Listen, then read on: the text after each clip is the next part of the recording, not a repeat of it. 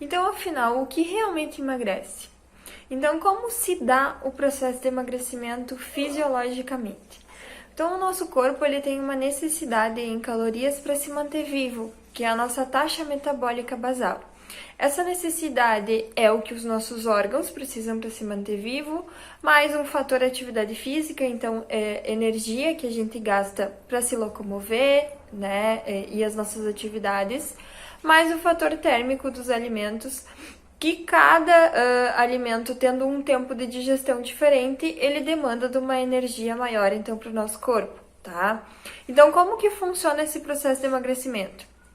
Para a gente gerar esse processo de emagrecimento na alimentação, a gente tem que gerar um déficit calórico.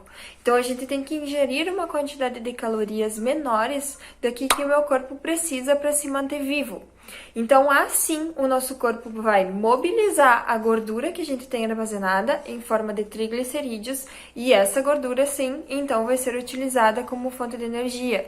Então, existe apenas este ponto para a gente gerar o processo de emagrecimento, né? Não existe assim nada que a gente pode comer demais para estar pesando menos. Tem alguns alimentos, principalmente, por exemplo, os vegetais, ele tem uma quantidade de calorias menores. Então, se a gente consumir um pouquinho a mais, as chances da gente fazer com que essa quantidade de calorias a mais faça nos engordar, elas são pequenas. Mas é importante a gente entender que tudo que a gente exceder em calorias vai ser armazenado no nosso corpo, tá? E o emagrecimento é importante a gente entender também que ele tem a ver como um todo. Então não existe uma dieta que vai funcionar pra gente emagrecer só na barriga ou pra gente emagrecer só na perna. Não existe nada localizado. Para os localizados existem os procedimentos estéticos. Então o processo de emagrecimento ele se dá como um todo, de uma maneira geral. Então, não existe também nenhum alimento que nos faça engordar especificamente, um único alimento, e também não existe nada que faça, algum alimento, por exemplo, que faça a gente emagrecer, tá? A questão do uso de diuréticos, chás, essas coisas, elas não geram um aumento de calorias, aumento de uma queima calórica no nosso corpo, tá? Tem alguns chás que são termogênicos e tudo mais, mas a gente tem que ter uma alimentação equilibrada, porque senão não vai adiantar de nada, né? Então, o fator antioxidante da alimentação, ele vai funcionar se o nosso corpo também estiver em um equilíbrio, tá? Então, a redução desse percentual de gordura se dá apenas pelo déficit calórico. Quando a gente usa diuréticos e tal, a gente vai dar uma desinchada, né? Mas ele não vai gerar esse processo de emagrecimento, que é reduzir a quantidade de gordura corporal, tá? Shakes, géis redutores, essas coisas também não geram o processo de emagrecimento, tá? A gente tem que lembrar, então, desse equilíbrio da nossa alimentação. E também tem a questão que até tem um videozinho ali que fala do comer de 3 em 3 horas, né? Então, além dessa questão da hora do comer, tá? Então, a gente sabe que quando a gente consome uma quantidade de carboidratos depois das 6 horas da tarde, não é que a gente vai engordar, não precisa, a gente pode estar ingerindo carboidratos no período noturno, né? Então muitas pessoas às vezes têm medo de consumir nesse período da noite. Da onde que veio esse medo e por que que esse medo começou a ocorrer? É que ao longo do nosso dia a gente tem uma ação maior do nosso hormônio da insulina. Ela está mais ativa das 9 horas da manhã, mais ou menos até as 4 horas da tarde. Então, quando a gente consome um carboidrato durante esse período, a metabolização desse carboidrato é melhor, ela é mais rápida, porque a nossa insulina está trabalhando melhor. No período noturno, a gente tem uma estimulação menor, então, da insulina.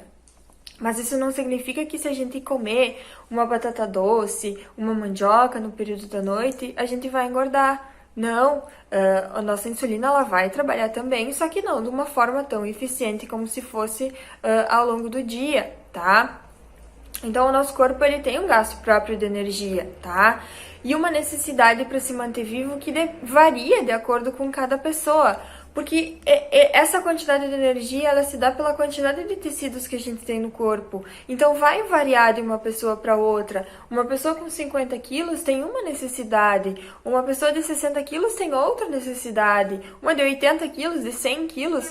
Então, cada pessoa tem uma necessidade. Então, cada pessoa tem uma taxa metabólica basal, que é uma quantidade de calorias que esse corpo precisa para se manter vivo, tá?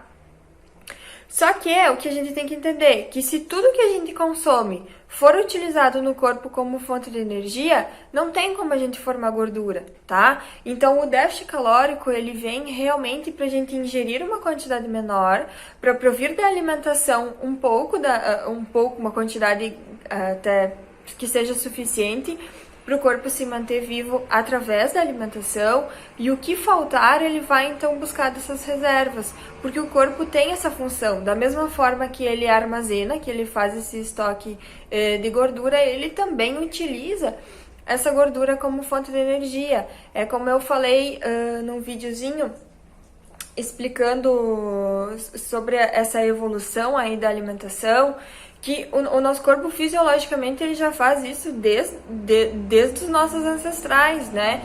Geneticamente a gente é programado para isso acontecer, porque períodos de inanição que a gente não teria alimento, a gente utilizaria essa gordura como fonte de energia, então a gente estaria fazendo um déficit calórico durante esse período.